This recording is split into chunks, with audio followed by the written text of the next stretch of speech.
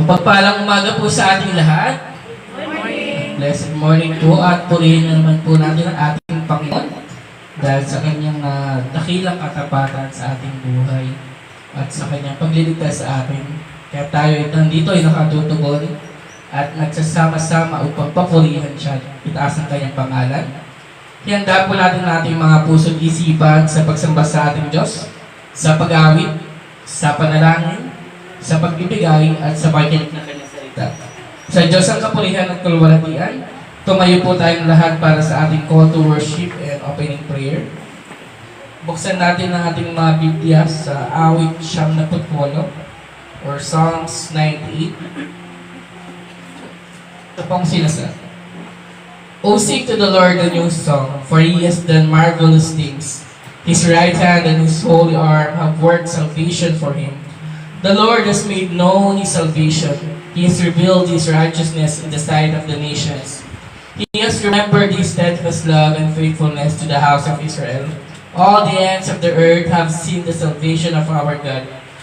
Make a joyful noise to the Lord, all the earth.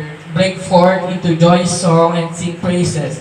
Sing praises to the Lord with the lyre and the sound of melody, with trumpets and the sound of the horn. Make a joyful noise before the King, the Lord. Let the sea roar and all that fills it, the world and those who dwell in it. Let the rivers clap their hands, let the hills sing for joy together before the Lord. For He comes to judge the earth. He will judge the world with righteousness and the peoples with equity. Type mo. O muli aming Diyos sa mga nasa langit, purihin ka, Panginoon, sa araw. Sapagkat ika'y karapat dapat na papurihan at taas ang iyong pangalan. Sapagkat dahil sa inyo, Panginoon, kami ay naririto nakatutugon at sumasamba sa inyo, Panginoon. Dahil sa inyong pagliligtas sa amin, kabila ng aming kasalanan, Panginoon. Tunay na napakahawag ninyo, Panginoon. Inyong awa, inyong pag-ibig, at inyong biyaya, Panginoon. Na siyang nagdala dito sa amin, Panginoon. Salamat, Panginoon, dahil sa kagilagilalas na inyong pagliligtas sa amin. Sa pamamagitan ng iyong anak na si Kristo, na siyang nagbigay ng kanyang buhay, at siyang nagbigay ng katuwiran sa amin sa inyong harapan, dahil sa kanyang ginawa sa puso. Dahil dito, Panginoon, kami nagagalak, lubos ang aming pasasalamat sa inyo, Panginoon. Tapos puso namin itong pasasalamat sa inyo.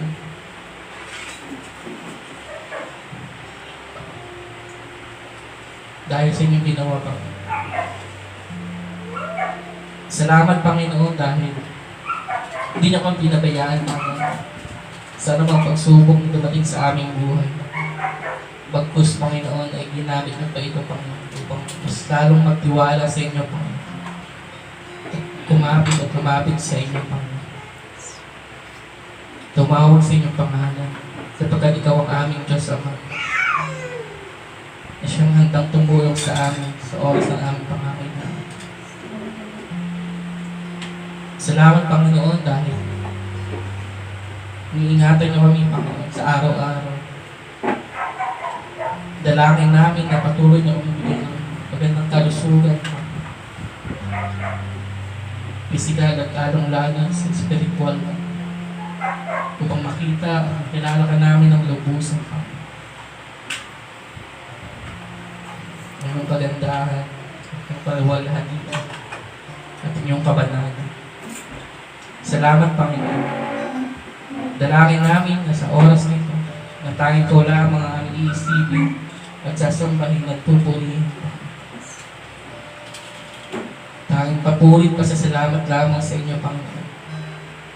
Siyang mamumutawi sa aming mga bibig. Patuloy nagbibigkas. Walang hanggang pasasalamat sa iyo. Salamat, Panginoon. Dalangin namin na buksan niyo ang aming mga puso't isipan sa oras na ito.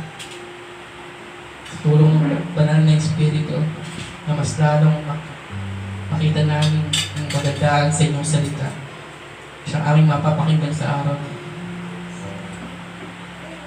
Upang magamit namin ito, Panginoon, sa aming pang-araw-araw na buhay. Upang makita ng ibang magandang loob sa inyong mga hinihiram. Purihin ka, Panginoon. Lahat ng ito ay para sa inyong ikaluluwalhati at sa inyong kapupuri. Sabat ka ang aming Diyos na tagapagligtas. Walang sino man. Muli, Panginoon, ito ang aming dalangin sa matamis na pangalan ni Jesus na aming Diyos at tagapagligtas. Amen. Ngayon po ay natako na po tayo sa ating community singing. Inanyayahan ko po ang lahat upang umawit ng papuri at pagsamba sa ating Panginoon. Sa pangunguna po yan ng ating music team, sabay-sabay po natin itaas ang pangalan ng ating Panginoong Diyos.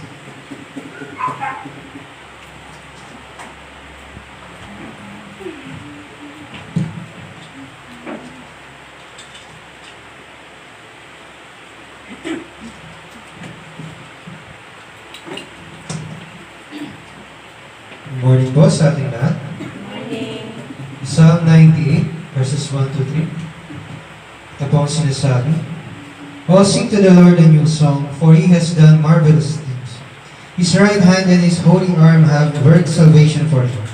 The Lord has made known His salvation. He has revealed His righteousness in the sight of the nations. He has remembered His steadfast love and faithfulness to the house of Israel. All the ends of the earth have seen the salvation of our God. Ito ay awit ng papuri sa Panginoon dahil sa kanyang mga kamanghamanghang ginawa. Saksi ang mga bansa sa paghayag ng kanyang pagliligtas. Itong pagliligtas ay pinahayag niya nang ipadala niya ang Panginoong Hesus upang mabuhay ng matuwid at mamatay bilang kasiyasiyang handog para sa atin. Sa pamamagitan ni Jesucristo, tayo ay nagsigaling at napawalang sala. Sa patuloy na pagtipon niya ng lahat ng hinirang, darating ang araw na matutupad ang tagumpay ni Yahweh kahit saan ay nahayag.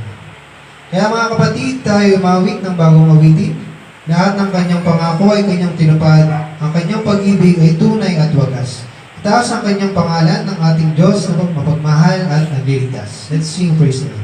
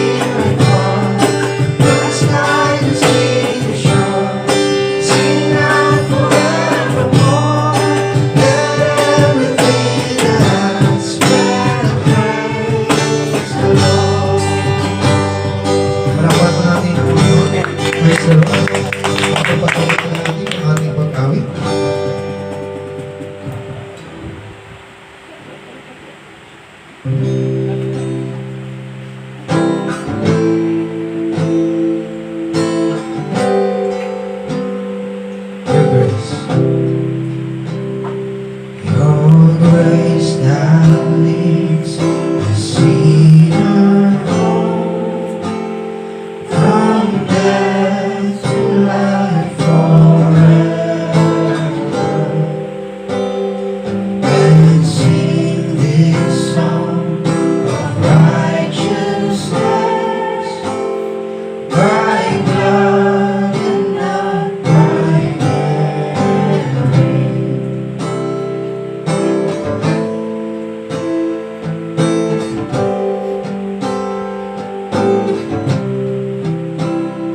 Your grace that reaches far and wide, to every tribe and nation, has called our hearts to enter in the joy of your salvation. By grace we are redeemed, by grace we are restored, and now we freely walk into the arms of Christ our Lord.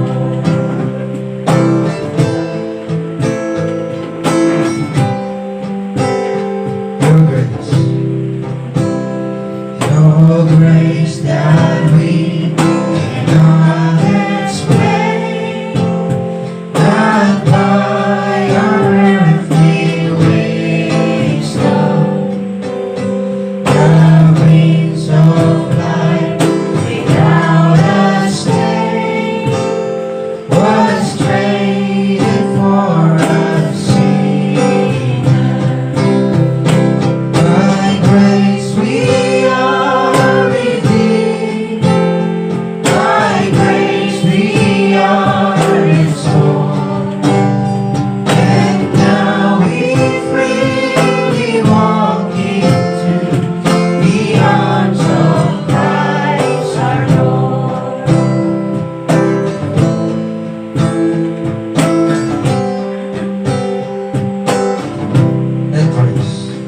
Let grace rise up and overflow. Our song resound forever. For grace we'll sing as welcome home, to walk beside our Savior. By grace we are redeemed, by grace we are restored, and now we freely walk into the arms of Christ our Lord. By grace we are redeemed, by grace we are restored, and now we freely walk into the arms of Christ our Lord. And now we freely walk into the arms of Christ our Lord. Palakpan po natin ang Panginoon and sinabi natin.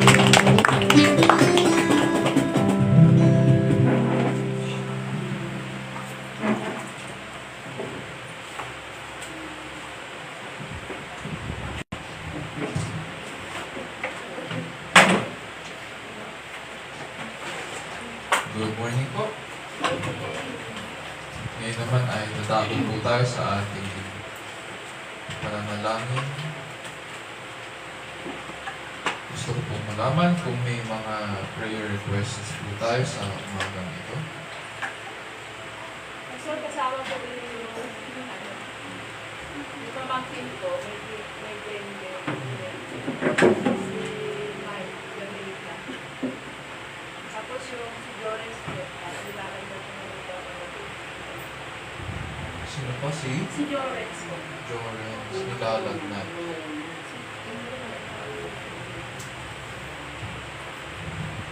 Okay. Sige po. Meron pa?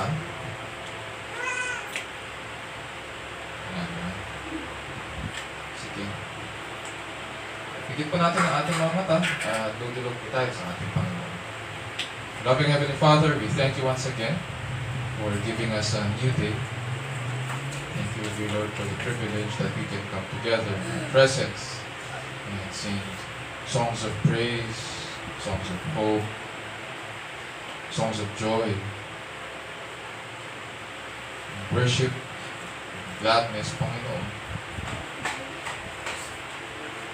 So we thank you, dear Lord, that you have gathered us once again after sustaining us this past week.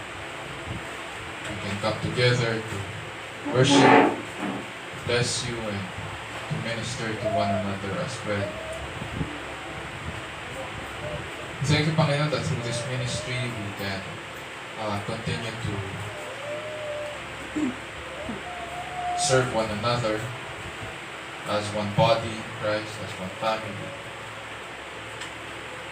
And that through this, dear Lord, we are able to build one another so that we may continue living worthy of the gospel of Christ. And as we do so, we pray, dear Lord, that may we be faithful sa responsibilities that you have given through your apostles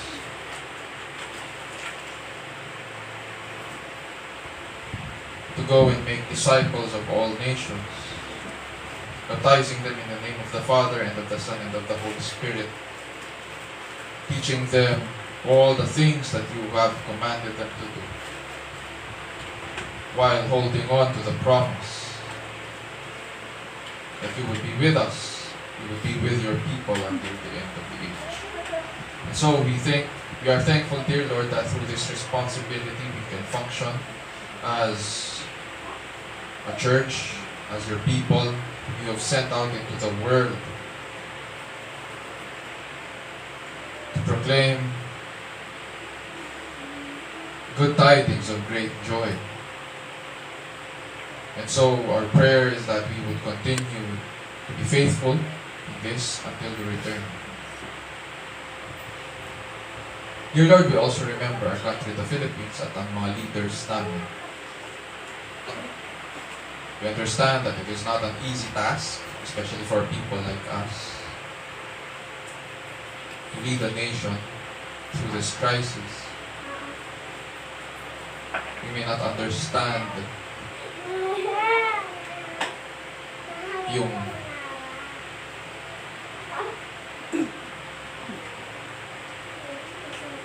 degree ng crisis, dear Lord. We may not understand you, how critical it may be, but dear Lord, you see all things. You understand all things. You're wise, and because you do, we place our trust and confidence in you, who rule over all things. Your throne is above all. And so we can sleep soundly at night. Even as we think about, dear Lord, our leaders and ask that you would guide them. Even as we pray for them and ask, Panginoon, na maging maayos ang kanilang mga programs, policies. So we pray also, dear Lord, that the principles of your word would be seen in the way that they conduct, Panginoon, yung kanilang mga transactions, businesses, and government. We pray na maging maayos ang kanilang system, even as our brothers and sisters in government also continue to teach your word. We ask, dear Lord, that as you grant wisdom sa aming mga leaders, we also pray against corruption and abuse of authority.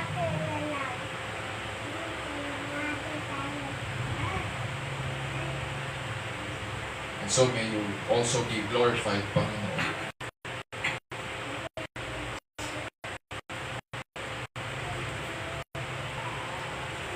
Lord, we just continue to rule and care for the welfare of the people.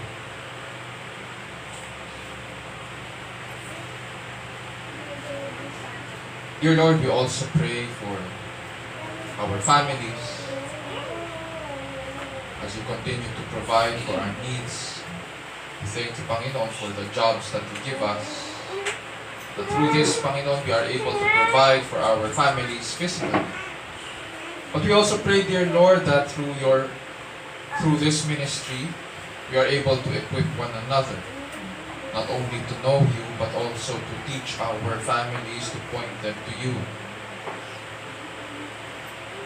May you equip us, dear Lord, through your word, that we would be ready to feed one another with the spiritual food that you have given us. We thank you, dear Lord, for the young families that you have placed under the care of your church. And so we pray for them that they too would also raise their families in the fear of the Lord. May they be able to point one another to you, dear Lord.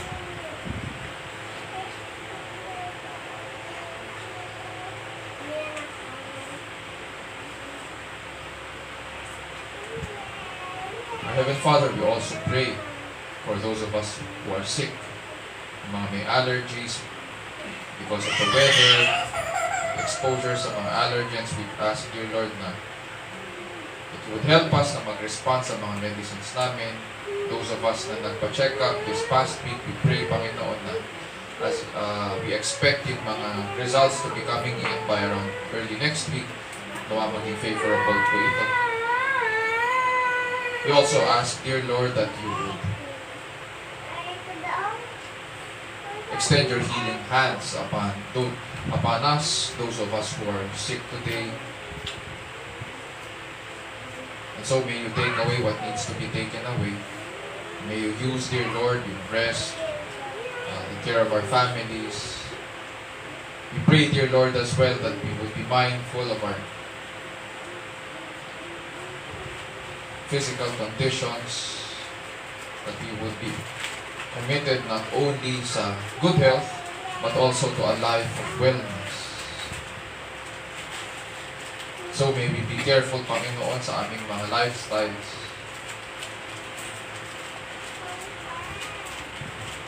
Knowing that it is through our lives, dear Lord, that we are able to, and that through our good works, we are able to be light unto this world.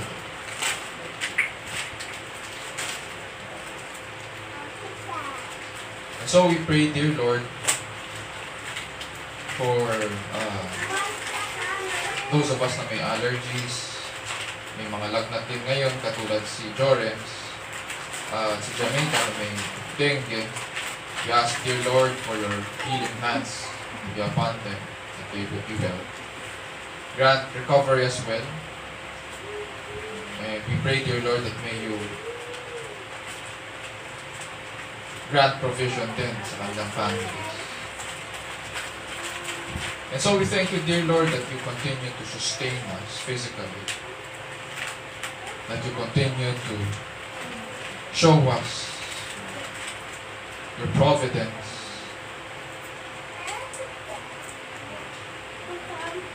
By blessing us physically. That we are strengthened physically as well. As we approach you now, dear Lord, in the study of your word, our prayer is that you would fill our minds with truth.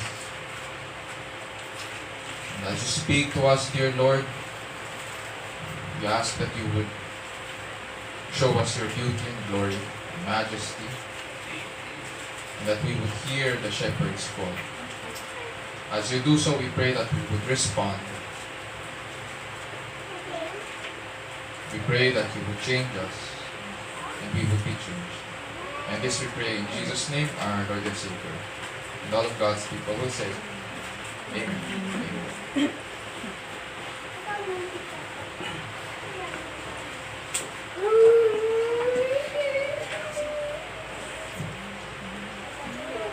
Ngayon po ay dadako na po tayo sa pagbasa ng salita ng Diyos na magmumula sa aklat sa Romans chapter 1, verses 16 to 32.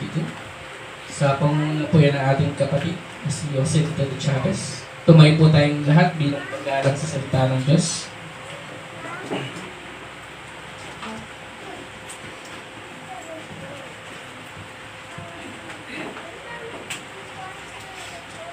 Good morning po. Basahin po natin ang Romans chapter 1 verses 16 to 32. For I am not ashamed of the gospel, for it is the power of God for salvation to everyone who believes, to the Jew first and also to the Greek. For in the righteousness of God is revealed from faith for faith, as it is written, the righteous shall live by faith. For the wrath of God is revealed from heaven against all ungodliness and unrighteousness of men, who by their unrighteousness suppress the truth. For what can be known about God is plain to them, because God has shown into them. For His invisible attributes, namely, His eternal power and divine nature, have been clearly perceived ever since the creation of the world in the things that have been made. So they are without excuse, for although they knew God, they did not honor Him as God or give thanks to Him, but they became futile in their thinking, and their foolish hearts were darkened. Claiming to be wise, they became fools, and exchanged the glory of the immortal God for image resembling mortal man, and birds, and animals, and creeping things.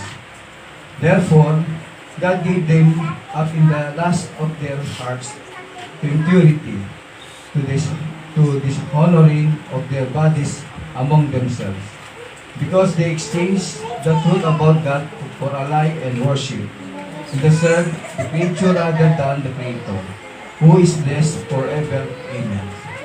For this reason, God gave them up to dishonorable passions, for the women exchanged natural relations for those that are contrary to nature. And the men likewise gave up natural relations with women and were consumed with passion for one another, men committing shameless acts with men and receiving in themselves the due penalty for their error. And since they did not see fit to acknowledge God, God gave them up to a base mind to do what ought not to be done. They were filled with all manner of unrighteousness, evil, covetousness, malice. They are full of envy, murder, strife, deceit, maliciousness. They are gossips, slanderers, haters of God, insolent, haughty, boastful, inventors of evil, disobedient to parents, foolish, faithless, heartless, ruthless. Though they know God's righteous decree that those who practice such things deserve to die, they not only to them, but give approval to those who practice them. This is the word of God. Praise God.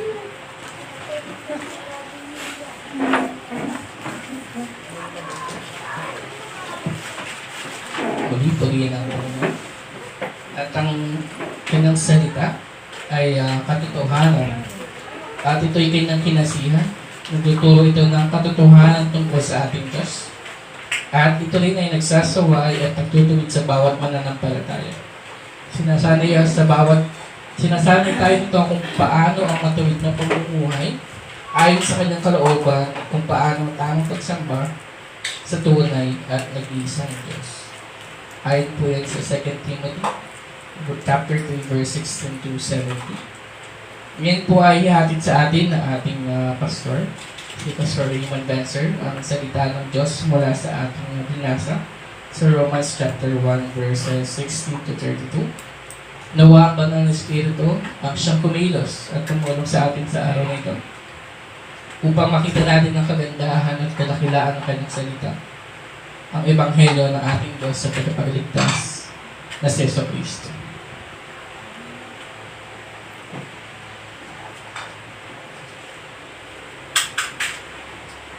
Good morning po.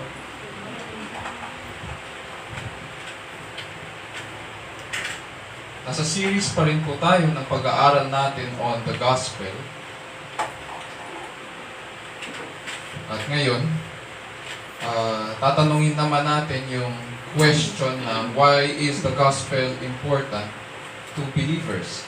Last week po, tinanong po natin what is the gospel? And we attempted na tignan ang definition ni Apostol Pablo sa Romans chapter 1 kung ano ang gospel. At sinabi niya that this is the power of God unto salvation for everyone who believes.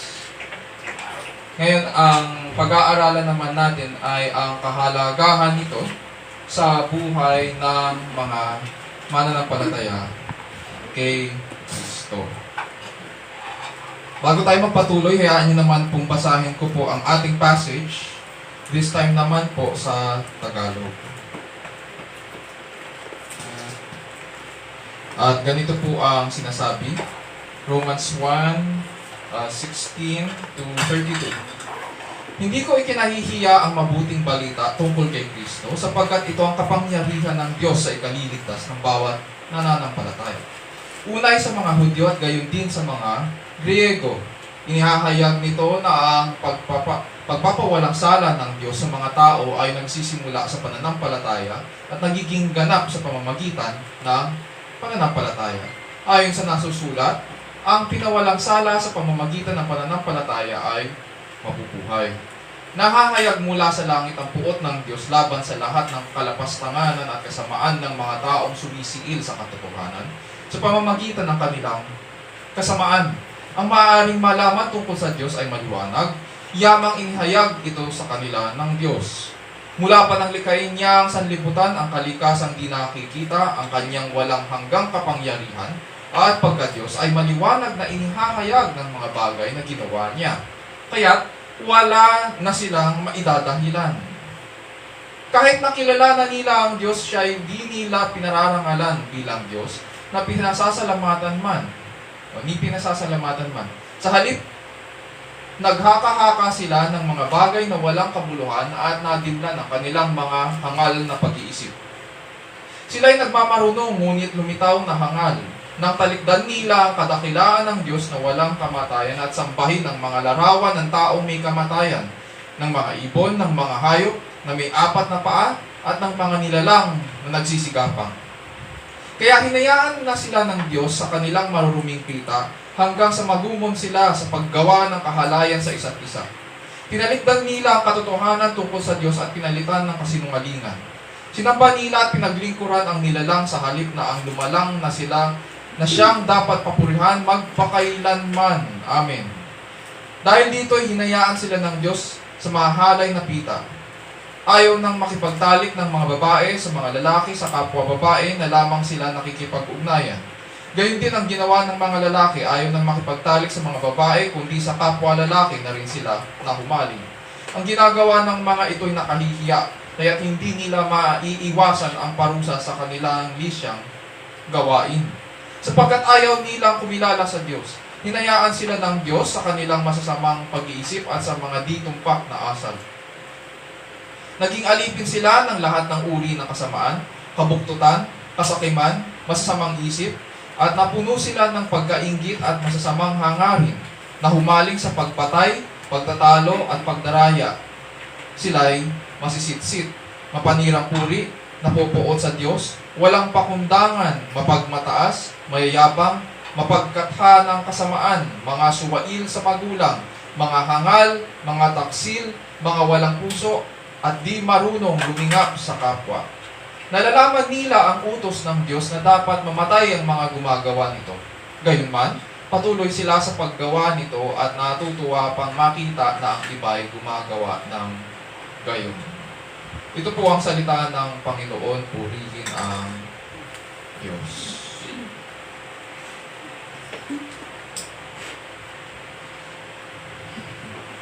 Ang title ng ating pag-aaralan po ngayon ay Why is the Gospel Important to Believers? Para magkaroon po tayo ng appreciation ng kagandahan ng good news or gospel, kailangan po nating pag-aralan din kung ano ang bad news. We cannot understand the good without really understanding the bad.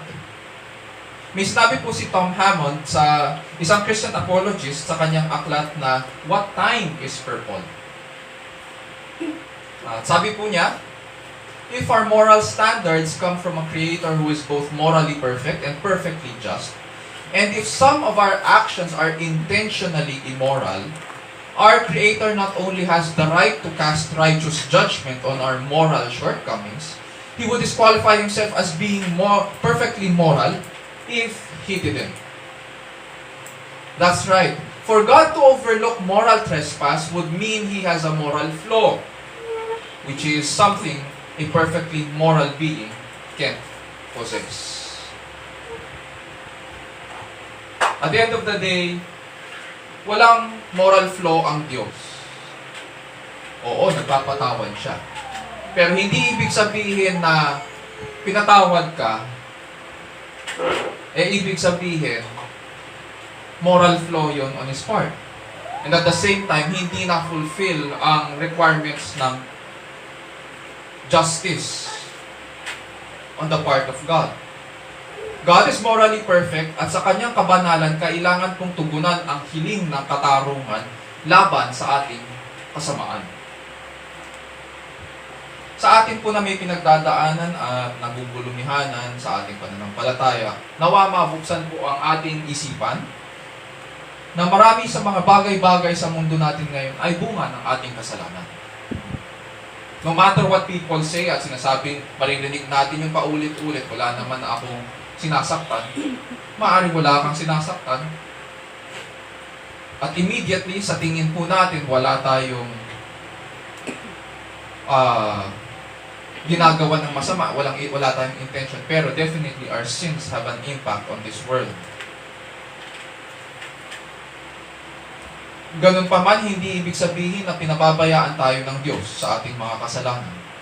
Panalangin ko po na matagpuan po natin siya sa kanyang salita at mabigyan po tayo ng pagkakataong tumugon ng maayos sa pagsamba sa harapan ng Diyos habang nabubuhay sa ilalim ng kapangyarihan ng Diyos at para po sa kalwalhatian ng ating dakilang Diyos. So why is the gospel important to believers? This leads us now dito sa ating passage sa Romans chapter 1 verses 16 to 32. Dito sa aklat ng Romans, kasalukuyang nagkakagulo po ang iglesia sa Roma at malamang may nag-report po kay Apostol Pablo. Nag-aaway ang mga Hudyo at Hentil dahil sa isang tanong lang. At ang tanong na yun ay, makakamtan ba ng tao ang katuwiran ng Diyos at kaligtasan sa pamamagitan ng pagtupad ng kautusan? Simple-simple lang. Sa panahon natin ngayon at sa kultura natin, mabilis na sasagutin natin ito na oo. Pero makikita po natin sa passage na kung ano ang sagot ng scriptures. Paul is a Pharisee. Aral po siya. Alam niya ang Old Testament at alam po niya kung ano ang sinasabi ng scriptures. Alam niya kung ano ang good news coming from the Old Testament. At kung sasagutin natin ang oo ang tanong, hindi po yun good news. Ang sasagutin sa atin ni Pablo, hindi po natin makakamtan ang katuwiran ng Diyos at kaligtasan sa pamamagitan ng pagtupad natin ng kautusan. Sapagkat sa kautusan, walang sino man ang naliligtas. Lahat po tayo sinira natin ng kautusan. And therefore, walang sino man ang maliligtas doon. By this time, nung sumusulat si Pablo, hindi pa po siya nakapunta sa Roma. Although meron ng church doon, scholars say na yung church nandun or yung community of believers na nandun po, may nagdala po, from Christ's resurrection, may nagdala po ng magandang balita sa Rome. Pero hindi pa po sila nakakatanggap ng apostolic instruction. Hence, sumulat si Pablo sa mga believers in Rome. At ngayon, sinasagot ni Pablo ang katanungan. Verse 16, "For I am not ashamed of the gospel, for it is the power of God for salvation to everyone who believes, to the Jew first and to the Greek. For in it the righteousness of God is revealed from faith to faith, as it is written, but the righteous man shall live by faith." At this point, dahil mayroong problema yung church at mayroong katanungan, kaya nga nagkakagatan ang mga Hudyo at Hentil na mananampalataya, it all boils down sa understanding nila ng Ebanghelyo. It is a gospel problem. At dito pinapakita niya ngayon at tinuturo niya sila doon sa dahilan kung bakit kayo sumasampalataya. At ito ang dahilan kung bakit tayo naging church. Ito ang dahilan kung bakit tayo sumusunod kay Kristo. He now points them to the gospel. And in the gospel, we find that there is a living God. Itong kaligtasan na makikita sa Ebanghelyo, magandang balita, ay nagmula sa Diyos. Sabi ni Pablo dyan, "I am not ashamed of the gospel, for it is the power of God unto salvation for everyone who believes." It is the power of God for salvation. It belongs to God. It is God's. And therefore, because God is saving His people, this God is not dead. At siyang nagkakaloob ng kaligtasan. Ito ay kapangyarihan ng Diyos sa ikaliligtas ng bawat sumasampalataya. May mga nagsasabi po, there is no God. Alam daw nila ang bagay na ito, that this is for a fact. Therefore, it's as if pag sinabi nila na alam nila that this is a fact, they are appealing from knowledge. Test natin yung knowledge na yun. Sabi nila na walang Diyos. Yung iba naman sa atin, maaaring sinasabi na hindi natin binibigkas ito. Pero kung mamuhay tayo, parang walang Diyos. Wala tayong pakialam kung may Diyos o wala. Basta para sa atin, kung ano yung buhay na nandito ngayon, yun na yun. We may not be expressing this, pero we live like those who believe that there is no God. Pero, anong appeal natin? Anong basis natin? Sabi ng mga nag-e-express nito that there is no God, they are appealing that this is a fact. Tingnan natin, test natin. How do you know that this is a fact? Is it sustainable? For you to come to this conclusion, you should have searched all the knowledge of the universe. Dapat nasuri mo na at nakita mo na ang bawat sulok ng kalawakan. At lahat ng uri ng karunungan ay dapat napag-aralan at natuntunan mo na para masabi mo na walang Diyos. Meron ba taong ganun? Na natutuhan mo ang lahat ng bagay? Ako hindi ko i-claim yun. Meron bang scientist na gano'n? May expert ba na gano'n? Para malaman mo ang lahat, dapat Diyos ka. Hindi tayo Diyos. Therefore, hindi natin alam ang lahat ng bagay para dumating tayo sa ganitong conclusion at para mamuhay tayo ng ganito.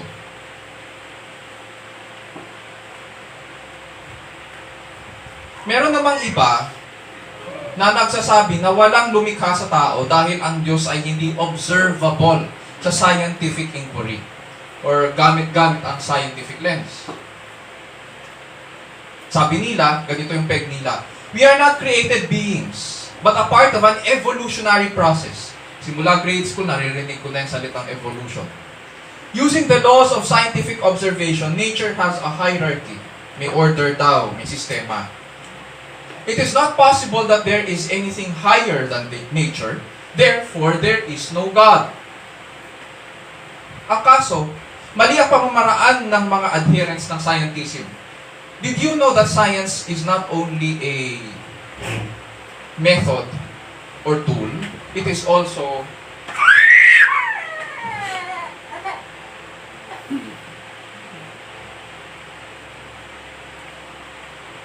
okay. Ang science ay hindi lamang instrument or tool, ito rin po ay kulto.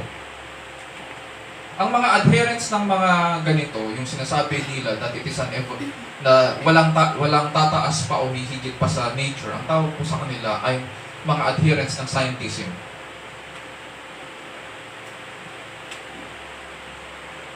Ang proof dito na mali sila ay ganito. Hindi lahat ng bagay ay kayang i-account ng science. Example na lang. What are the things that science cannot prove or account for? Number one, metaphysical truths.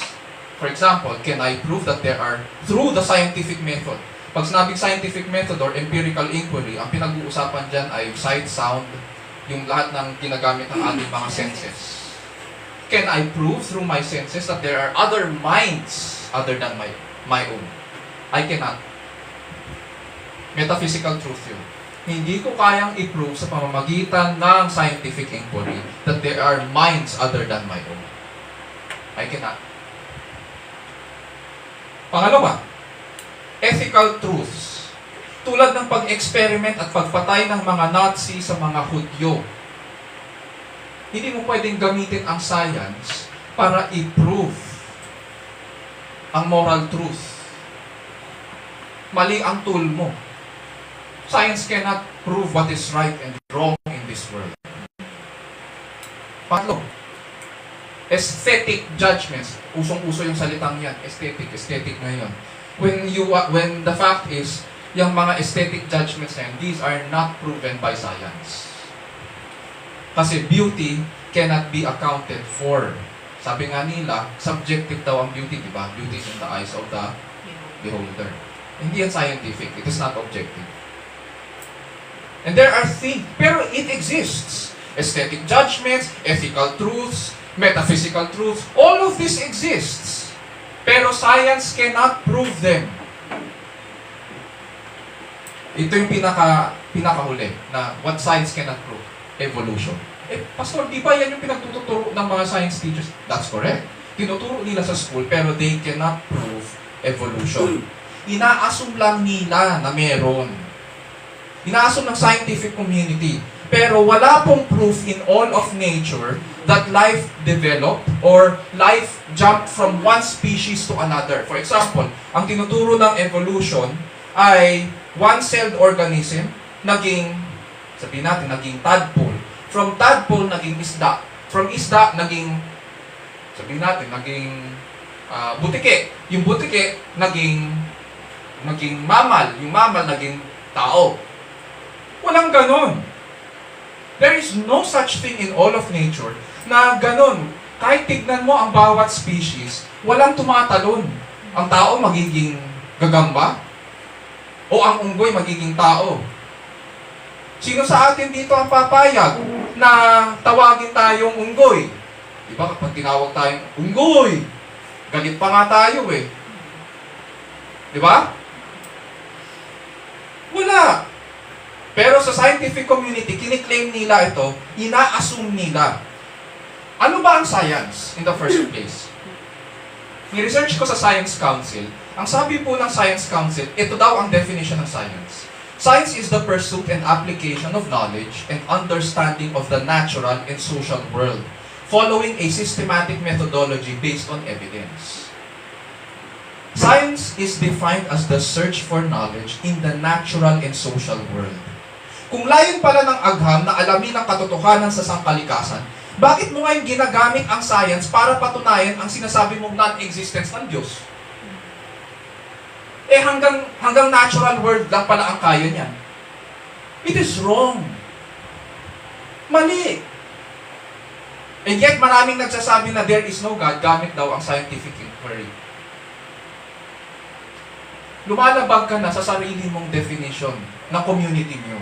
Hindi ganun ang pagkakagamit sa science. And therefore, pag ganyan ang ginawa mo sa science, hindi yan tunay na science sapagkat lumilihis ka na sa tunay na purpose ng science.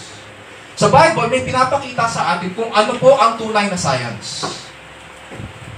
Ganito po ang resulta ng tunay na science sa Bible. Buksan po natin sa Awit 19 or Psalm 19.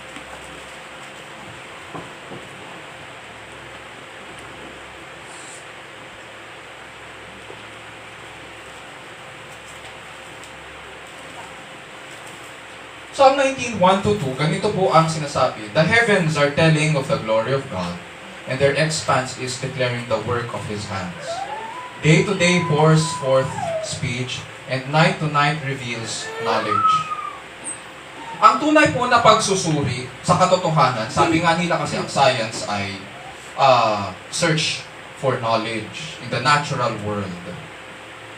Ang totoong pagsusuri sa katotohanan ay dapat na nagdadala sa atin sa tamang pagkilala at pagkamangha sa Diyos. Yun yung tunay na science. Yun yung tunay na search for knowledge. Hindi dapat tayo dinadala sa kamangmangan. It should point us to a right understanding of God. Dahil alam natin na ang sanlikha ay may kaayusan, na tinatawag nating natural law, it requires intelligence para gawin at ayusin ang mga bagay-bagay. Hindi yan random na nangyari lang. Hindi yan nangyari lang tapos pag in-inquire mo, o bakit merong ganyan? Hindi ko alam eh. O so anong meaning niyan? Hindi ko rin alam. So anong meaning ng buhay ng tao? Hindi ko rin alam. Therefore, walang meaning ang buhay ng tao. Kung walang meaning ang buhay ng tao, therefore we are creatures that are most miserable. Our life here on earth and our death is meaningless. Ang sasabihin ng iba, you define your meaning. Mas lalong miserable yun.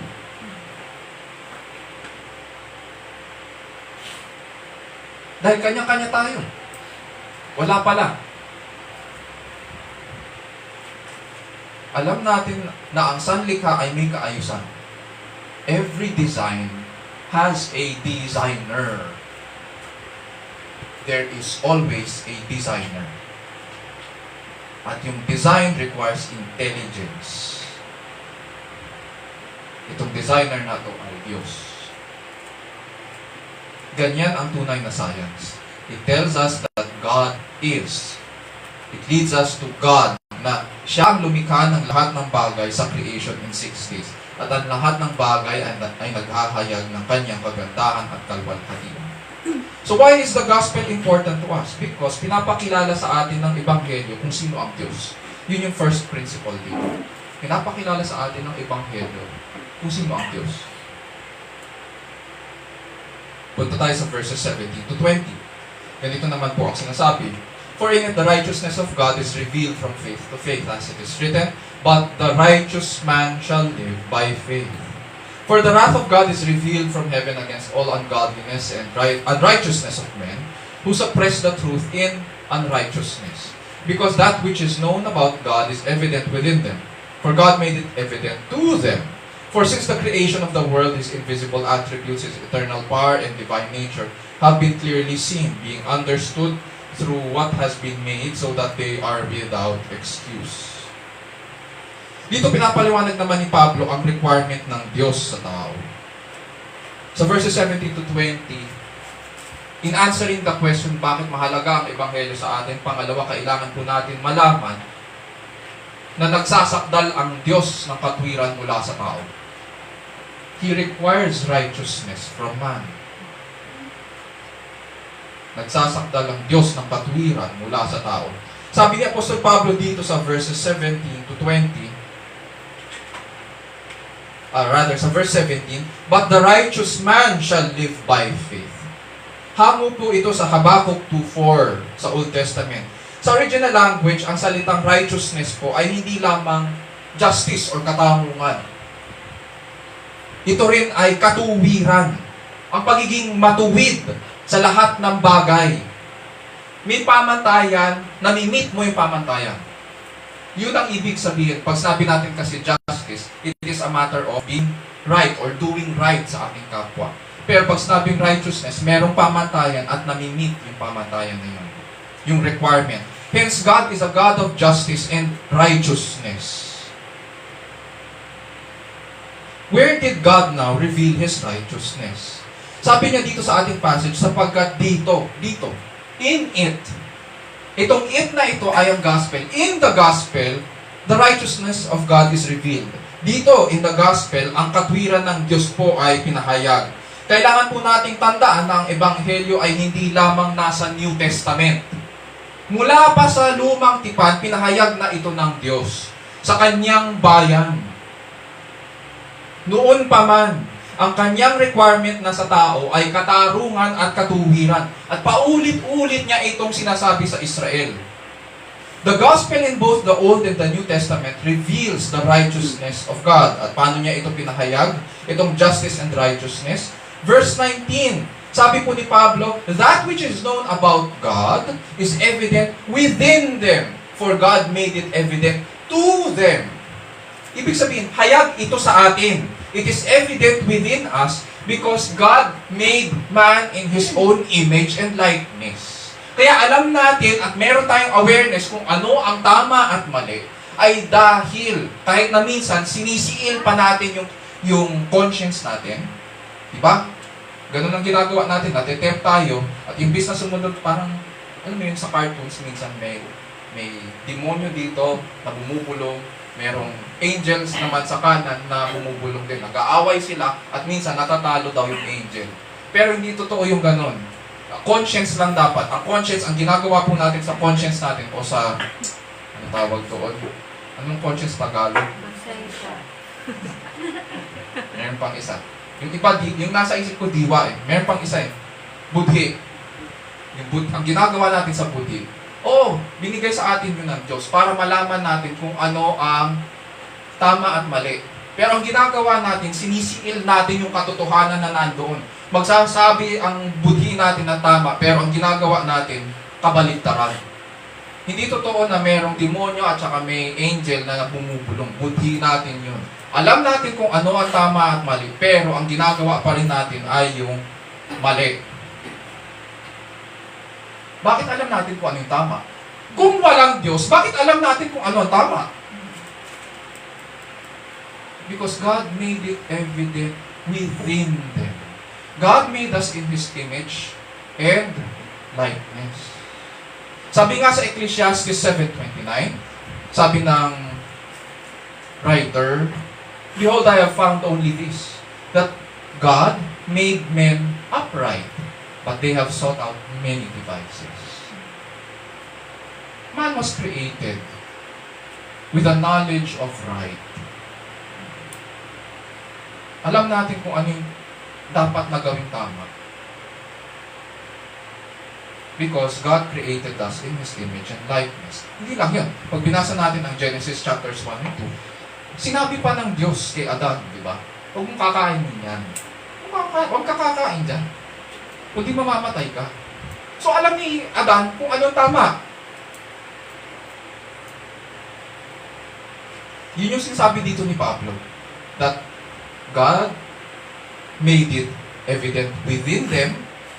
He made us in His image and likeness because He made it evident to them. Sinabi pa niya kung ano yung dapat na gawin at hindi dapat gawin. Ano pa? Pangalawa, may sinasabi pa sa verse 20 kung ano ang pinahayag ng Diyos. For since the creation of the world, His invisible attributes, His eternal power and divine nature have been clearly seen, being understood through what has been made. In other words, in God's wisdom, pinalibutan niya ngayon tayo ng kagandahan at kaayusan. Nilikha niya ang lahat ng bagay ay mabubuti para sa atin. Upang ipakilala sa atin na siya ang manlilikha. Hindi lang sa budhi natin, hindi lang sa pamamagitan ng utos o salita, pati rin yung sa paligid natin. Pinakilala niya ang kanyang sarili. Pinakita niya sa atin ang kanyang kagandahan at kalwalhatian sa pamamagitan ng nature, everything that surrounds us. So that when Paul says dito sa verse 20, so that man is without excuse, seryoso po siya. Seryoso ang scriptures pag sinabi we are without his excuse. Why? Imagine, nilagay na sa atin ng Diyos ang kanyang larawan at wangis. Sinabi pa niya sa atin kung ano ang kanyang kinalulugdan. At pinakita niya sa atin, pinalibutan niya tayo ng lahat ng mabubuting bagay. Para pasalamatan natin siya para sumunod tayo sa Kanya, para i-appreciate natin siya. Meron pa bang pagkukulang ang Diyos? Kaya may karapatan siyang singilin tayo at magpataw ng pananagutan sa atin. Wala tayong maaaring idahilan sa Kanyang harapan. Ano po ang naging tugon natin sa kabutihan ng Diyos? Ano ang naging tugon natin sa Kanyang kapahayagan? Verses 21 to 27. Pangatlo, ito yung third point natin kung bakit mahalaga ang Ebanghelyo. Sapagkat sa Ebanghelyo, makikita natin na pinili nating lapastanganin ang hari.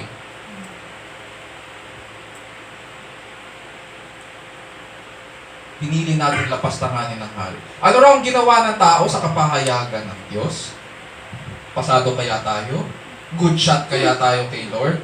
Sa lahat ng kanyang kabutihan sa atin at kapahayagan ng kanyang sarili, ganito raw po ang sinuklit natin sa kanya. Verse 18 muna. For the wrath of God is revealed from heaven against all ungodliness. Ungodliness. So, opposite ng godliness. So, ang ginawa natin ay laban sa Diyos. Everything laban sa Diyos. Anti-godly tayo, against all unrighteousness. Sabi natin, ano ang ibig sabihin ng righteousness? Merong standard, so hindi natin na-meet yung standard. We refused that standard. We rejected God's standards. And unrighteousness of men who suppress the truth in unrighteousness.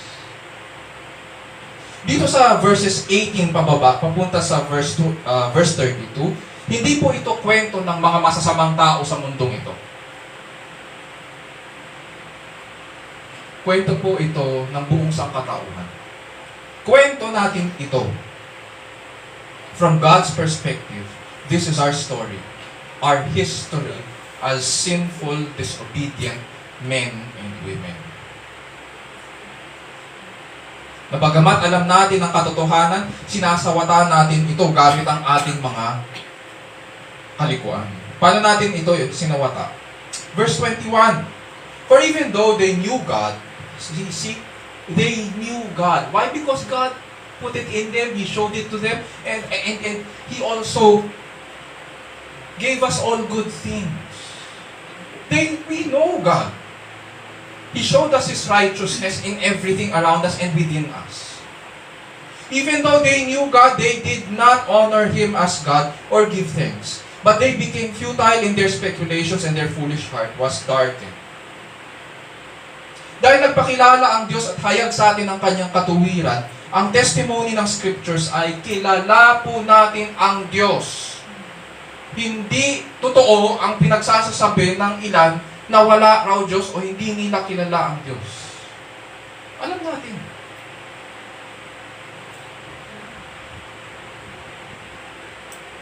Pinakita niya ang Kanyang kabutihan at pangangalaga sa buong sangkatauhan.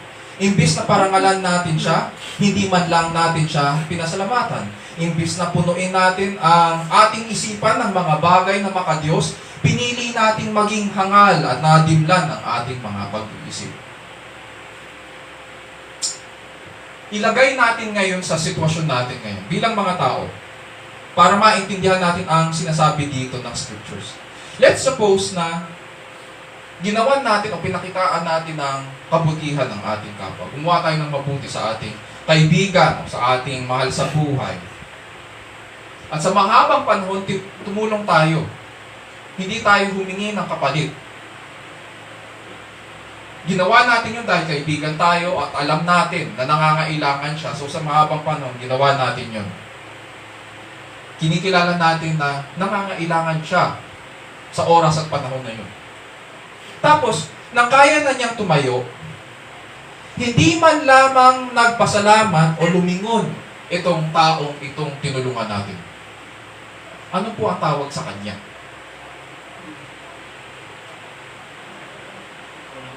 Pakilakasan po? Walang utang na loob, mga ingrato.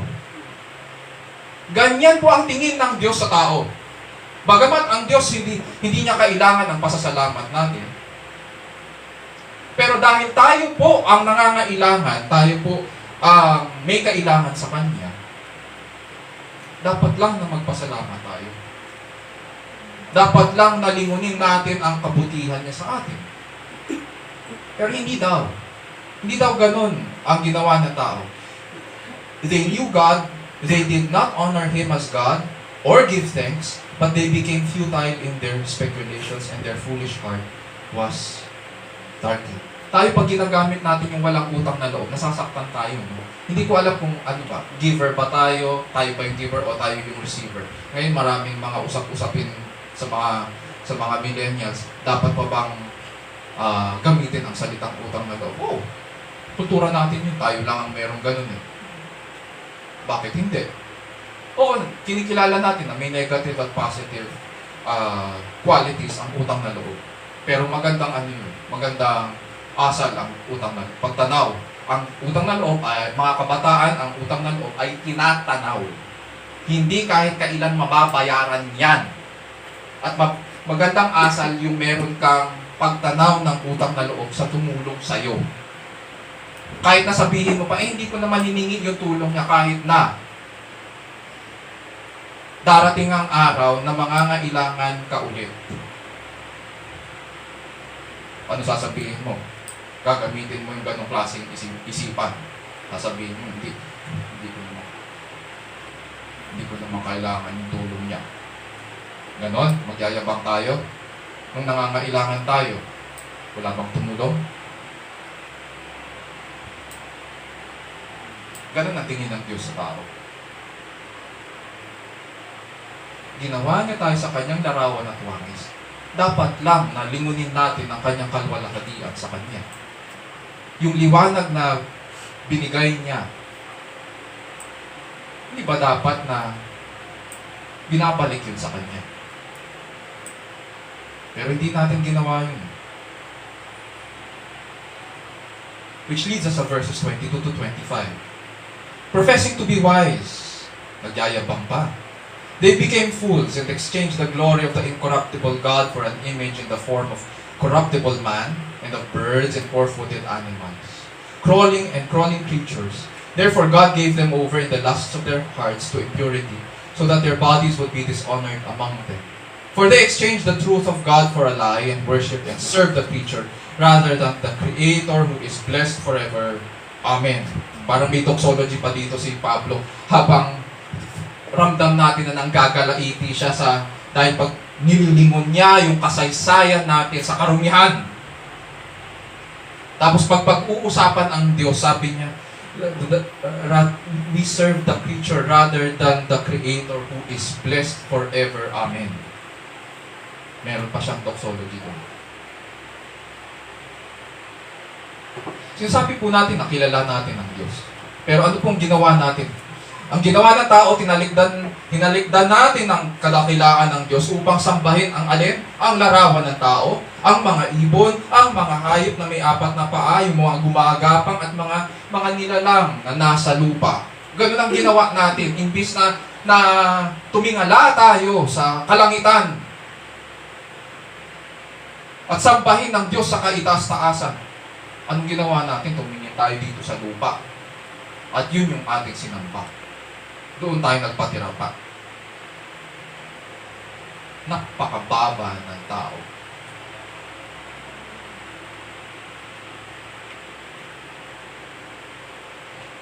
Yun yung ano dito, yun yung irony dito.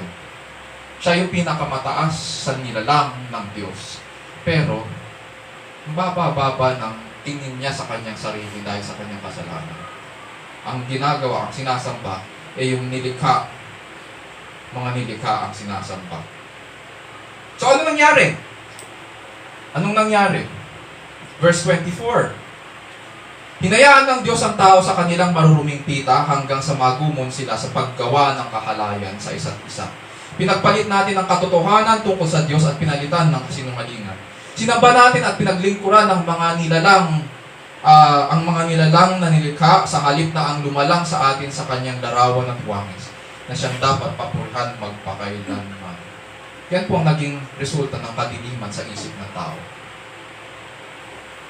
Kayag sa harapan ng Diyos ang kabuluhan, ang ating kabuktutan.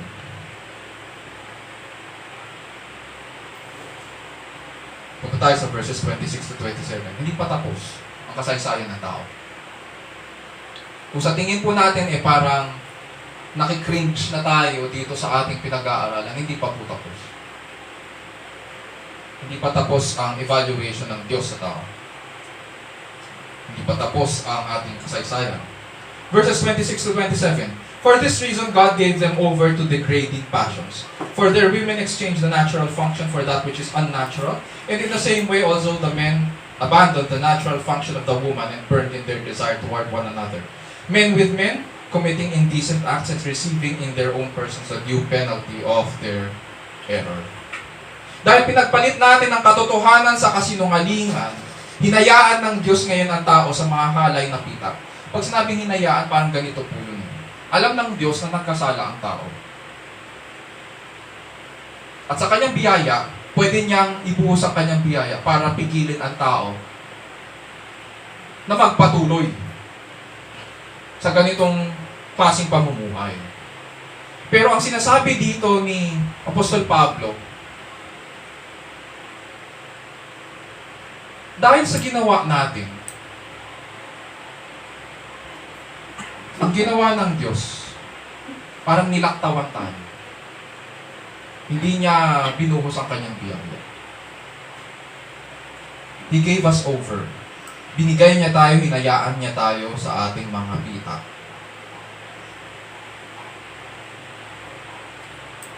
Ano ang naging larawan nito sa buhay ng tao? Anong naging larawan nito sa ating buhay? Verse 26. Sinasabi dyan, dahil dito hinayaan sila ng Diyos sa mga halay na pita, ayaw nang makipagtalik ng mga babae sa mga lalaki sa kapwa babae na lamang sila nakikipag-ugnayan. Ayaw makipagtalik ng mga babae sa mga lalaki sa kapwa babae na lamang sila nakikipag-ugnayan, babae sa babae. Sa verse 27, gayon din ang ginawa ng mga lalaki, ayaw makipagtalik sa mga babae, kundi sa kapwa lalaki na rin sila nahuhumaling. Sounds familiar?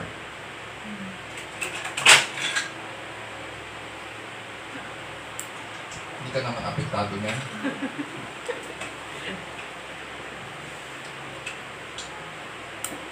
Hanggang sa panahon po natin, kita natin yung effects ng kasalanan natin. Kung gaano kalalim ito. Tayo iniisip natin, kasi meron tayong mga kamag-anak na ganito, kesyo-kesyo, may kaibigan tayong mga ganito. At the end of the day, ano ba ang assessment ng Diyos? Ganito sa practice ng tao. Kita natin ang effects ng kasalanan sa panahon natin. Pinalalabas nila na yung mga adherents nito, pinalalabas nila na yung development in gender and sex studies ay breakthrough daw. At dahil breakthrough ito, dapat daw i-celebrate. Dahil dapat daw natin unawain sila. I agree, dapat unawain. Pero hindi lahat ng bagay ay dapat na tinotolerate. Uunawain, yes. Respetuhin, yes. Pero hindi dapat tinotolerate. Ang sinful behavior.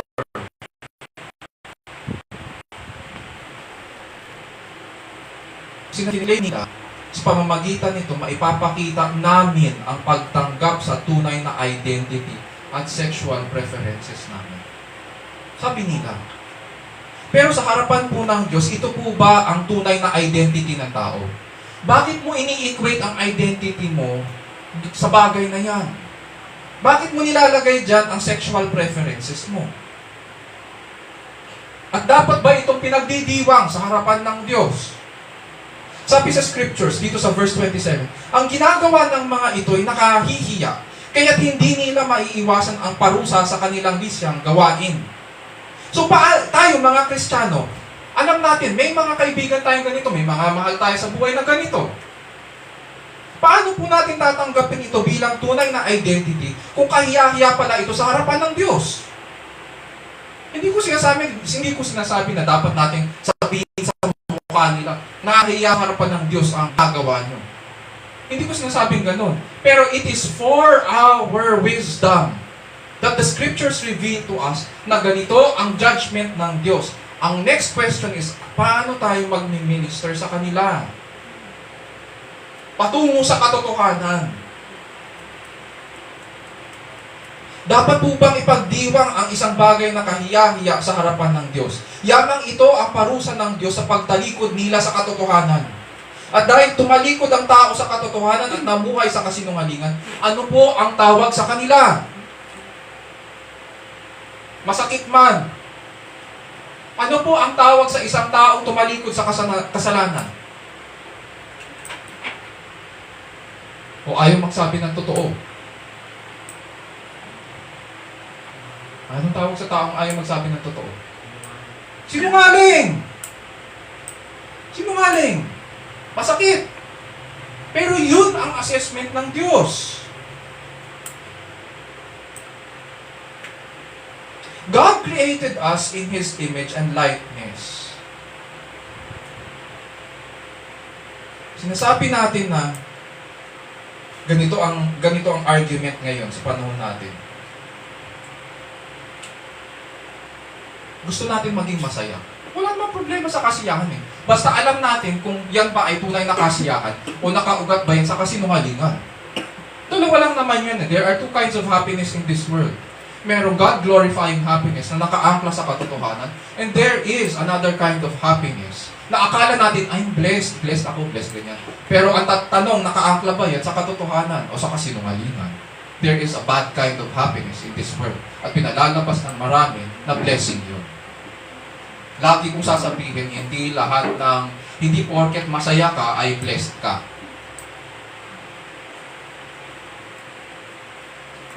Happiness is a feeling. Pero may responsibilidad tayong alamin kung saan tayo naninindigan. Ngayon, may mga nagsasabi po na sa kanilang pag-transition o sa kanilang mga pakiramdam, gusto daw, kaya nila ginagawa ang mga bagay nito ay dahil nais nilang maging masaya. Ito po ang hamon ngayon. Paano ka magkakaroon ng tunay na happiness and fulfillment kung lihis ka sa purpose ng Diyos kung bakit ka nilikha? Babalik tayo doon sa original intention ng Diyos. Nilikha tayo ng Diyos sa kanyang larawan at wangis so that we may enjoy God and glorify Him forever. Simple-simple. Yun ang purpose kung bakit niya tayo nilikha. Pero kung maghahanap ka ngayon ng kasiyahan sa mundong ito, saan mo yan hinahanap? Hinahanap mo ba yan doon sa purpose na binigay sa iyo ng Diyos and which He placed in your very person? Or sa iba mo ba yung hinahanap? Marami sa atin ngayon kung saan yan hinahanap. Sabi nila, dahil daw sa pamamagitan nito, maipapakita nila ang pagtanggap sa tunay na kanilang identity. Tunay na identity nila. At sexual preferences. Ganito po ba ang tunay na identity ng tao? Sabi sa verse 27, ang ginagawa ng mga ito ay nakahihiya kaya't hindi nila maiiwasan ang parusa sa kanilang lisyang gawain. Paano po natin tatanggapin ito bilang tunay na identity kung kahiya-hiya pala ito sa harapan ng Diyos? Dahil tumalikod ang tao sa kanilang mga sa katotohanan. At kung sumama tayo sa pagdiwang nila, anong sinasabi natin? Ang hirap yung mga tanong. Dahil tumalikod sila sa katotohanan, at kung makipagdiwang tayo sa kanila, anong sinasabi natin? Na okay lang sa Diyos na makipagdiwang? Na okay lang sa Diyos na mamuhay sila sa kasinungalingan? Tayo, ang testimony natin sa Panginoon, we are supposed to represent Christ. Anong sinasabi natin? Na okay lang kay Kristo yung ganyang bagay? O, pinapasinungalingan natin lahat ngayon ang sinasabi ni Kristo.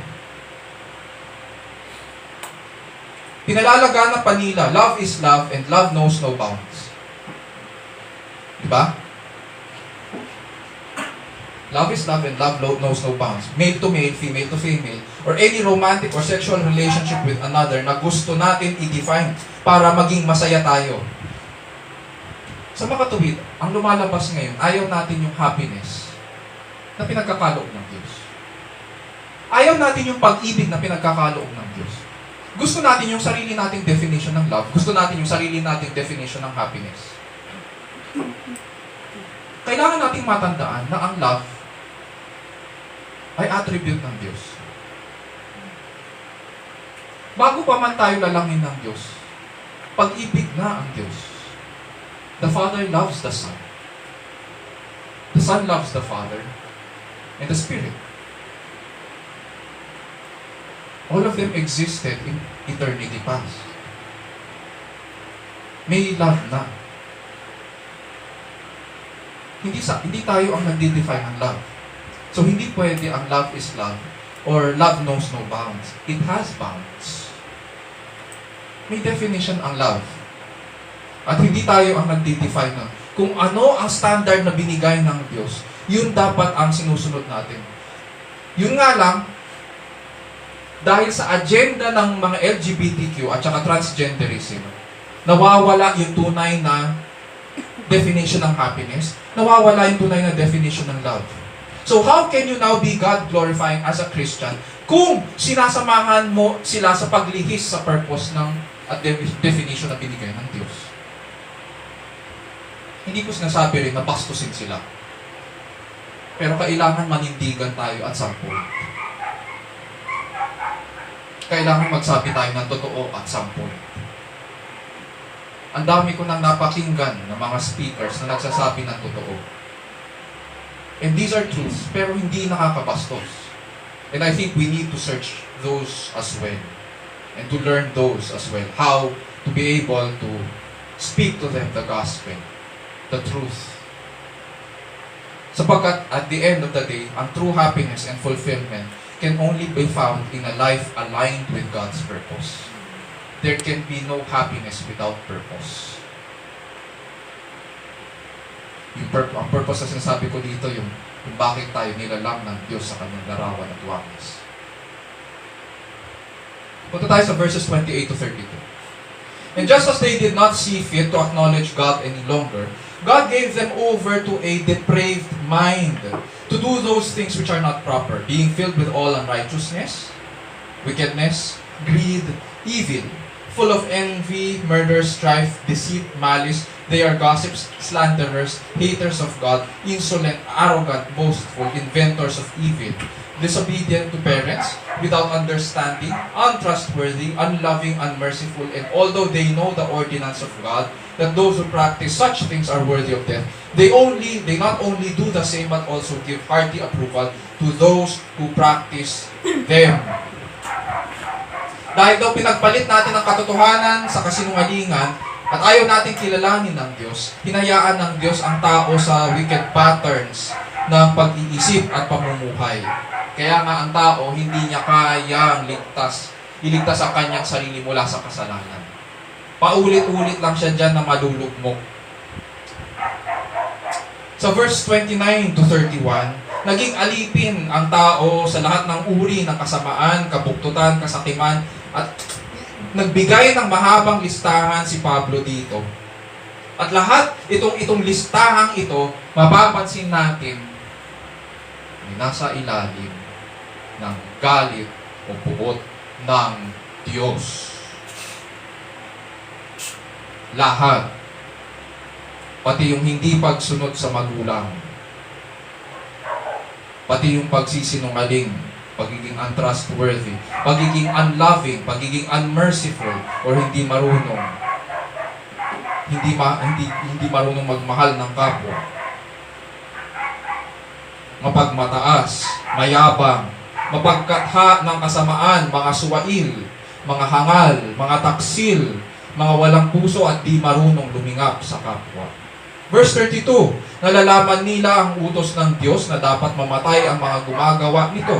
Kasi sabi naman ng Diyos kay Adan, sa oras na kumain ka dyan, mamamatay ka. Ganon din dito. Ito yung case na yun same case. Gayon man, alam natin na mamamatay tayo dahil dito sa ating mga kasalanan. Patuloy pa rin natin ginagawa ito at natutuwa pang makita na ang iba'y gumagawa ng gayon. So lalo nating binubuyo ang ating kapwa sa paggawa naman din ng kasalanan.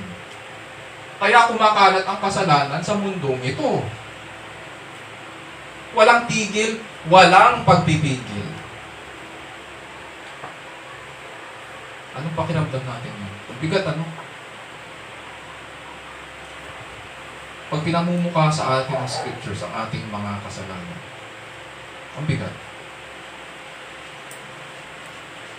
May mga iba naman na ganito ang peg. Kung may Diyos, dapat walang kasamaan sa mundo. Dapat hindi tayo naghihirap. If God exists, He can create a world that He wants. And if He is all good, He would want to create a world without evil and suffering. Mukhang may punto, ano? Diba? Total, perfect naman siya. Dapat ang world niya rin ay perfect. Wala dapat kasalanan. So parang ang sinasabi nitong, ang dapat nasisihin sa ating kasalanan ay dapat Diyos. Yun yung sinasabi niya. But the world is not without evil. Meron at this present time. Therefore, ang sagot niya, because this world is not good, then therefore, there is no God. Ang tawag po dito sa argument na ito ay the problem of evil. At pinag-aaralan po ito at ang tawag dito ay theodicy. Theodicy. Umaapila sila sa emotions ng tao habang nagtatago sa likod ng mga masasamang pangyayari dito sa mundong ito. Ganun ang ginagawa. Panangga nila yung mga so-called na happenings or facts in this world. Pero umaapila sila sa emotions natin. Ganito ngayon ang sasagot ko dyan. At malamang dapat na maging sagot din natin. Oo, totoo, God is good and He did create a world without evil. Pag tinignan natin ang Genesis 1 hanggang Genesis 2, makikita natin, pagkatapos ng creation ng bawat realm, anong sinasabi ng Diyos? Lalayo siya ng konti at sasabihin niya, it is good. Pagkatapos niya lalangin ng tao, it is very good.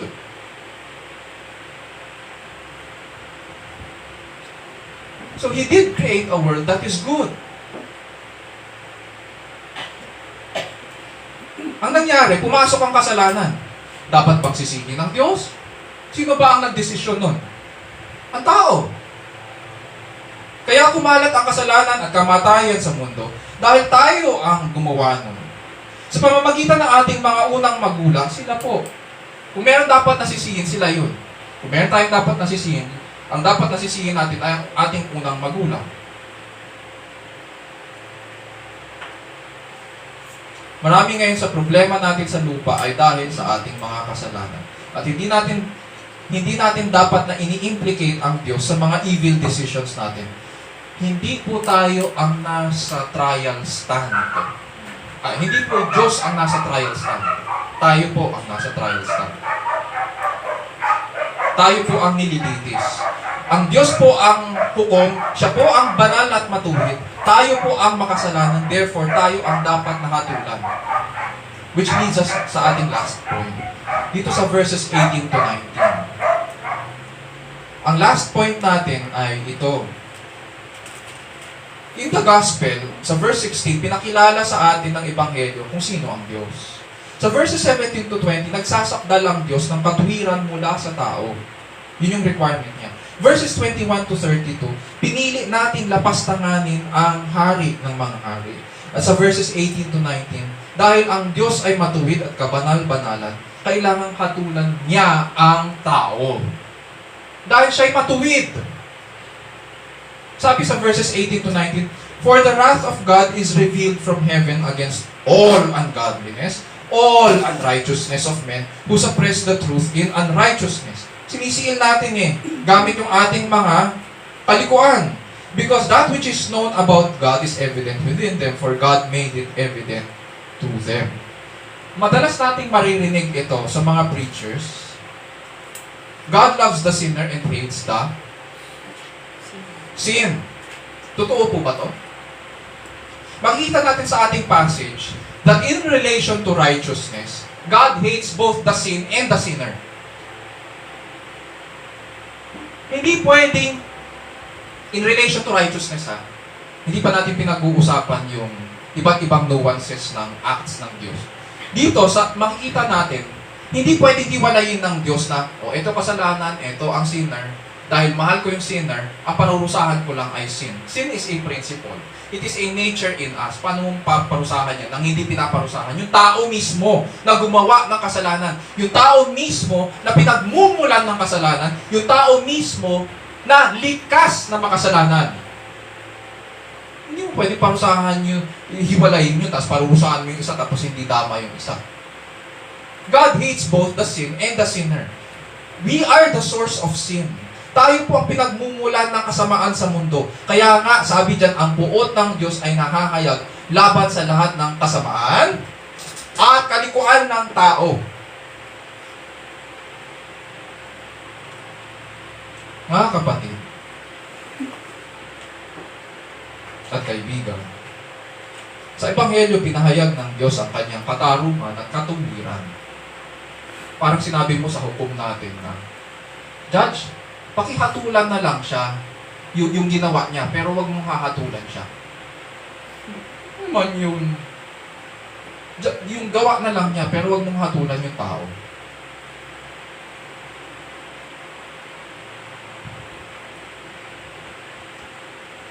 Walang ganon. Pinahayag po ng Diyos ang kanyang katarungan at katuwiran. On the cross, nakita po natin, inako ni Kristo ang parusa na dapat para sa atin. Wala siyang kasalanan. Bumaba siya, naging tao, namuhay ng matuwid.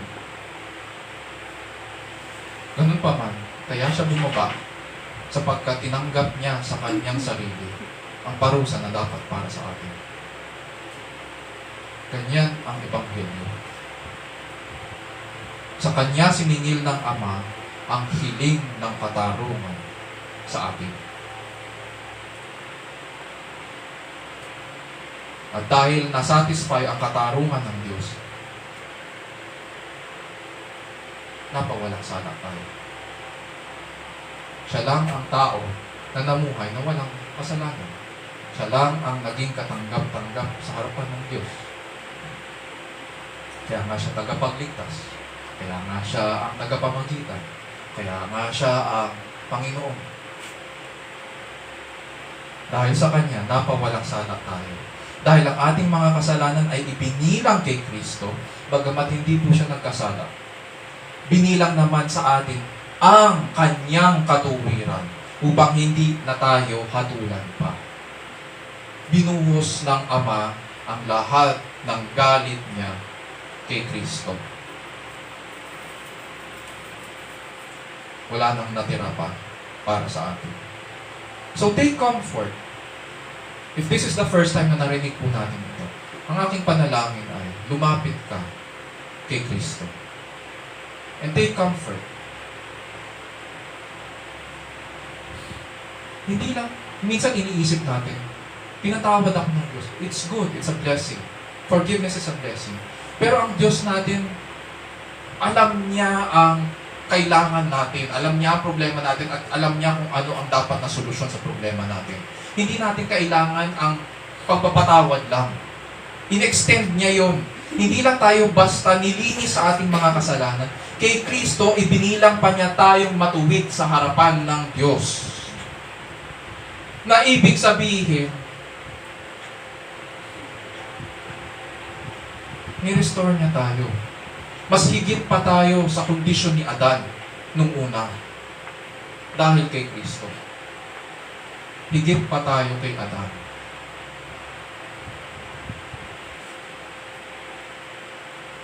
Hindi ka lang basta pinatawad. Hindi ka lang basta nilinis sa iyong mga kasalanan. Ibinilang ka pa matuwid sa harapan ng Diyos. There is hope because the remedy for man's unrighteousness or injustice is not love. Kadalasan iniisip natin God is love and therefore, dahil sa kanyang pag-ibig, ako ay ligtas. Hindi naman yun ang solusyon ng Diyos para sa kabuktutan natin. Ang solusyon ng Diyos para sa ating kasamaan at mga kabuktutan ay ang kanyang katuwiran. If God is to uphold His glory and save us, then God must exhibit righteousness or justice. Because in the gospel, the righteousness of God is revealed. Isa puso po natin ang mga bagay na ito at iukod po natin ang ating sarili sa matuwid at dakilang Panginoon. Kaya mo na lang. Our dear Lord, we thank you for your word.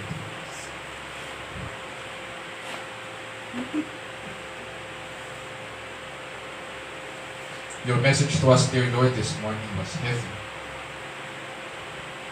As you confronted us, dear Lord, with our sins.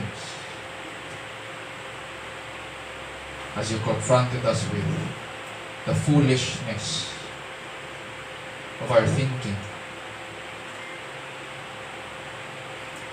We thank you that in Christ we can approach you in humility.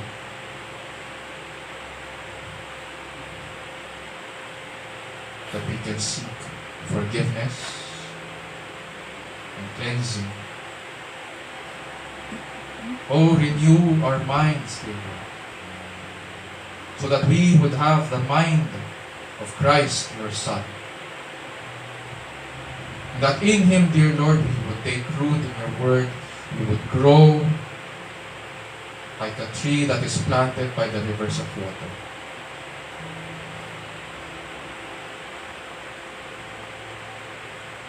Grant that we would grow strong, Panginoon, as we continue to listen. Continue to show us, dear Lord, the beauty of the gospel in Christ. That in appreciating it, dear Lord, we may also be able, dear Lord, to share it, to teach it, to preach it to our loved ones, to our friends. That your truth, dear Lord, might also open hearts, might also open the ears and minds of the people we encounter and we talk to. So telling them the truth, dear Lord, the love of God and His righteousness would be revealed to them as well.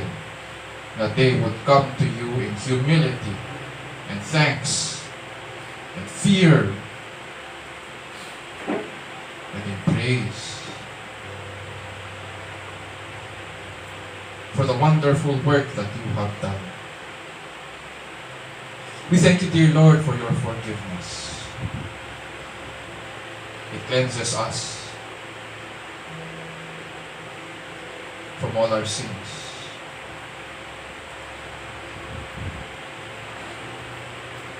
We thank you as well, dear Lord, for the life of Christ, that He lived in obedience to you.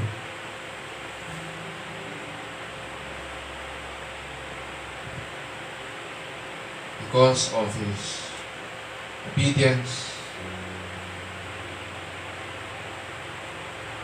we are justified. Salamat, Panginoon, for these blessings of salvation. That you no longer look at us as criminals. You no longer look at us as disobedient children.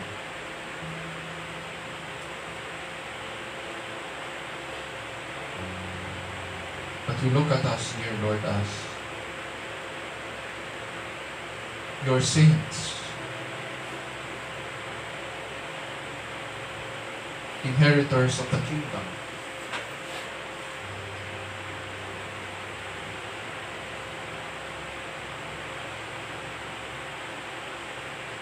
We thank you, dear Lord, that through your word, we find happiness and purpose as well. That you show to us.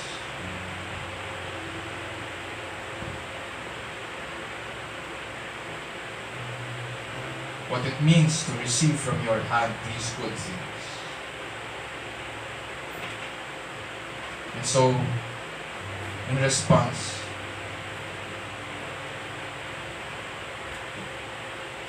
grant us, dear Lord, to glorify you and enjoy you forever.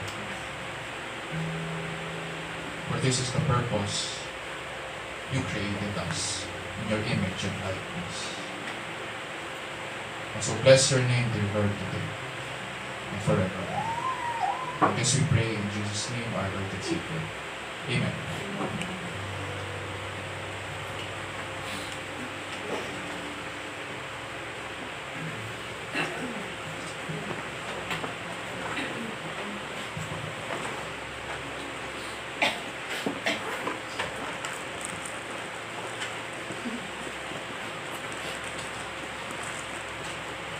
yun po ay dadako na po tayo sa ating mga offering for our pets and giving. Isan po natin ating mga Biblia sa Matthew chapter 6 verse 1 to 4. Ito pong sinasabi. Beware of practicing your righteousness before other people in order to be seen by them. For then you will have no reward from your Father who is in heaven. Thus, when you give to the needy, sound no trumpet before you, as the hypocrites do in the synagogues and in the streets, that they may be praised by others. Truly I say to you, they have received their reward. But when you give to the needy, do not let your left hand know what your right hand is doing, so that your giving may be in secret, and your Father who sees in secret will reward you.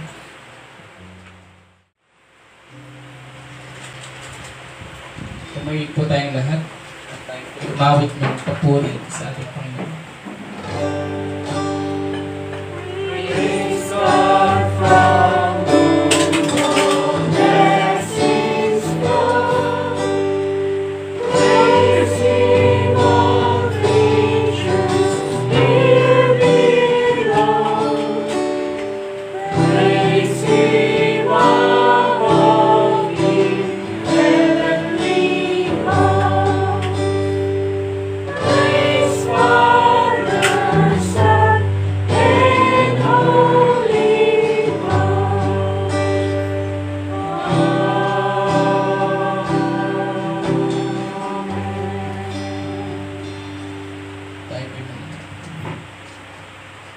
O aming Diyos,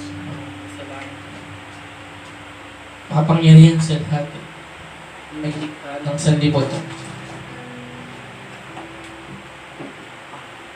Salamat, Panginoon, dahil kami ay iyong niligtas sa kabila ng aming kalugmuan, sa aming kasalanan. Dahil sa inyong biyaya, kami inyong pinatawad.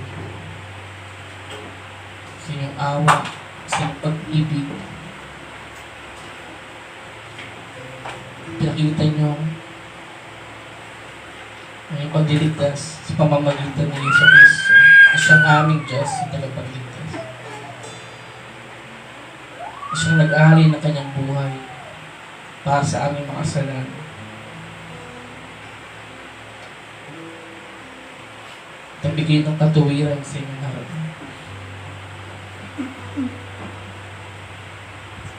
Sa kanyang muling pagkabuhay, Panginoon, nakamit niya ang tagumpay. Ang hindi kayang gawin ng tao, inagawa niya sa Kristo. Salamat, Panginoon, sa inyong salita, ang aming napakinggan sa araw na ito. Dalangin namin, Panginoon, na ang inyong salita na aming napakinggan, Panginoon, ay aming maipas sa pamumuhay.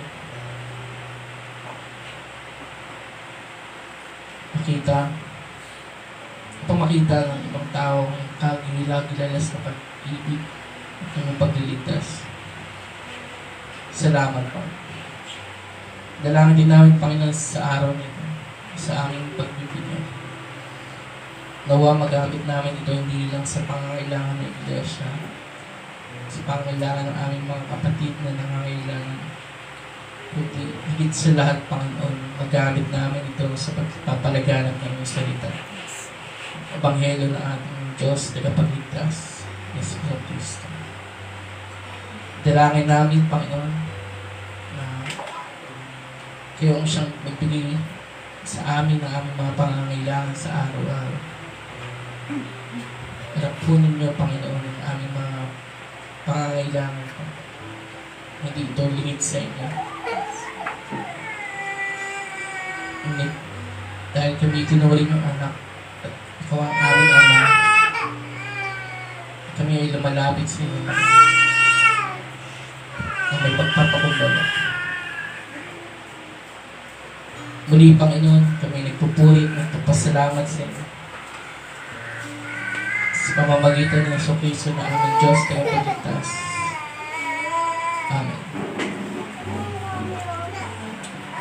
Manatili po tayo nakatayo para po sa ating closing and benediction.